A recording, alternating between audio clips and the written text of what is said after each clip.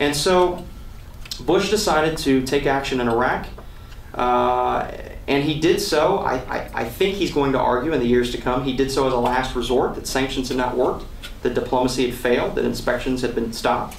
Nothing had worked. And so without some sort of an intervention by the military, Saddam would remain in power where he could pursue weapons of mass destruction, and the president will argue that that was a risk he could no longer take. I do think here the president's rhetoric probably hurt him a bit. I think that he could have done a better job about discussing up front the enormous costs that are always associated with a war of this type.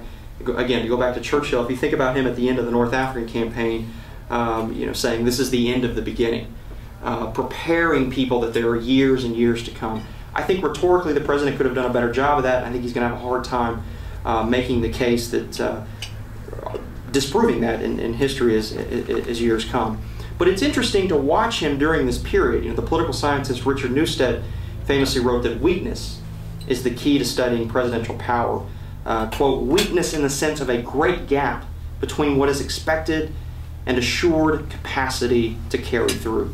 I think the president's course in Iraq demonstrates what Newstead was talking about here. If you want to trace the president's declining poll numbers and his declining political fortunes, in many ways they can be traced to the expectations about what would happen in Iraq with actually what began to happen over the months to come. In fact, in many ways, the success in the Afghan campaign in 2001 and 2002 probably hurt him, because people assumed that Iraq would go a similar fashion.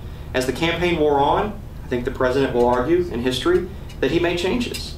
Replacing Rumsfeld with Gates made a statement. Replacing Kasey with Petraeus made a difference. And as we see in Bob Woodward's recent book, the president was even willing to take on his own military establishment in the case of the Surge and General Petraeus, which was not entirely popular with his military brass, to get the job done. So again, this is an interesting argument that's going to be waged for years to come. If the Surge does prove to be a success, which it appears to be at this point, there will be historians and writers who will argue, well, why didn't he do this earlier? But at a minimum, I think that shows how much there's going to be some shifting in the debate over years. That's a debate that was unimaginable 2 years ago when all seemed lost in Iraq. Now historians will have to wrestle with the fact that Petraeus and the Surge were very effective, and change actually happened in the Bush policy. Going back to Fareed Zakaria, this is why he now says that the new president should follow rather than reverse many of Bush's foreign policies. It should also be discussed that the war was fought not only abroad but at home. As we all know, part of the terrorist strategy was to disrupt the American economy, hence the World Trade Center being targeted not merely for its symbolism. And clearly the economy did suffer, and the president at the time was, he will argue, was busy cutting taxes and trying to put money back into the economy.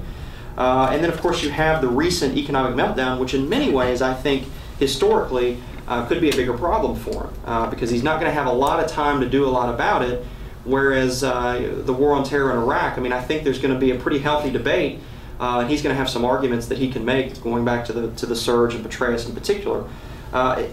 It'll be interesting to see what historians make of the financial meltdown. It is interesting to see that when the meetings were held at the White House in September, it's interesting that Bush was essentially taking on his own party, which again sort of cuts against the conventional wisdom of this sort of partisan president always pandering to his base. Actually, he lost his base a long time ago. If you look at John McCain's numbers in the 2008 presidential election, despite a terrible economic climate and despite a terrific opponent in Barack Obama with huge money advantages, huge media advantages, John McCain got 46% of the vote. What does that tell us? Well, it tells us that basically the Republican base is probably about 46%. And yet the president today has approval ratings of below 30%. So it's not just that Iraq has eroded his support. He may have lost Democrats and independents on that, but he lost his base. And that's what I think has really hurt his numbers in many cases, and it's because of things like I just mentioned, his willingness. I think this is what he's going to say, that he was willing to take on his party, and that hurt him with his own party, but that he was fighting important battles that simply had to be fought, whether his party was with him or not. So I think in our last section, if I could just spend a couple of minutes talking about, again, how Bush will present his legacy and how Bush defenders will engage in the historical process as these books are written and as research is done. I think one way to look at it is that he was asking a lot of the right questions. You know, people can ask, as I mentioned earlier, why didn't he do the surge earlier? Well, the fact is, he will argue that he was asking questions all along, and when it became clear a new strategy was needed, he found a new strategy. I think he'll argue he was asking the right questions about Saddam Hussein and the fact that 16 UN resolutions have been ignored. And I think he'll argue that he was right to ask why terrorism should be treated as a crime rather than as an act of war. I think even on domestic issues, again, going back to the base, his own party, I mean, he asked a lot of difficult questions about illegal immigration that a lot of people in his party didn't, frankly, want to talk about. He asked questions about the economy, about healthcare, about education, about encouraging voters of faith to think beyond their own church or parish, think about Africa. And indeed, his work there is something I think he'll point to as part of his legacy. I mean, Bob Geldof has called him the most progressive president since Kennedy in terms of helping people in other countries. So I think he will argue that in this uncharted territory, he was moving in the right direction, focusing on the right issues, asking the right questions, and that it's sort of up to all of us and historians and political scientists to decide if he came up with the right answers. And again, that's an interesting place to be. I mean, it's a very different place than I think he was at 2 or 3 years ago, as I said, when all seemed lost in the war. I think now he's a very debatable president. I mean, I think there's things that historians can really wrestle with and discuss, but he's worth dealing with. He's a president who literally is the first age of terrorism president, so he's going to be studied and he's going to be researched, and I think I mean, the last word has not been written on this for many, many years to come. How is it going to turn out? I have no idea. I mean, I'm sure there are going to be plenty of books written and plenty of historians that are still critical, and I'm sure that the president will continue to argue that he did what he thought was best and to make the argument as best he can, and we'll just have to see. That's what makes history fun. It's a continuation of politics in some regards, that we're still evaluating and reevaluating people. I did a book on Dwight Eisenhower 50 years after the events of civil rights in Little Rock, and we're still debating that. We're still discussing that. So I think that this president as well is headed for a very long process, a very long historical campaign.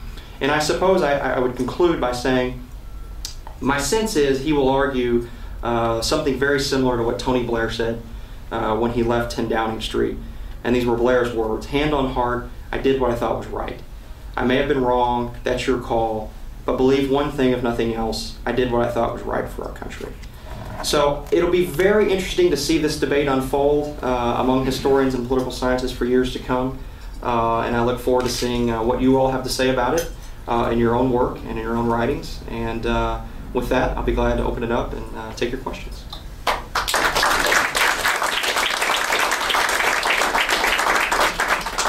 Yes, sir.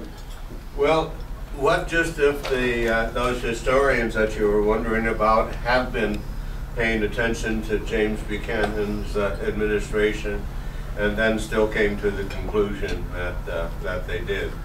I rather imagine several of them were aware of what Buchanan was up to and had the chance to do a comparison. But part of the thing that seems to get confused in this is he a nice guy? This is where the Richard Cohen column that you were talking about initially. And if I were a resident of Crawford, Texas, I'd love to have supported him as dog catcher, truant officer, maybe even up to sheriff. But I haven't been impressed by the choices that he did make as filling the office of President of the United States. It seems to me things that were done, I think Iraq was a mistake, that, and this was before the, before we went in initially. It seemed to me that this wasn't the wrong thing.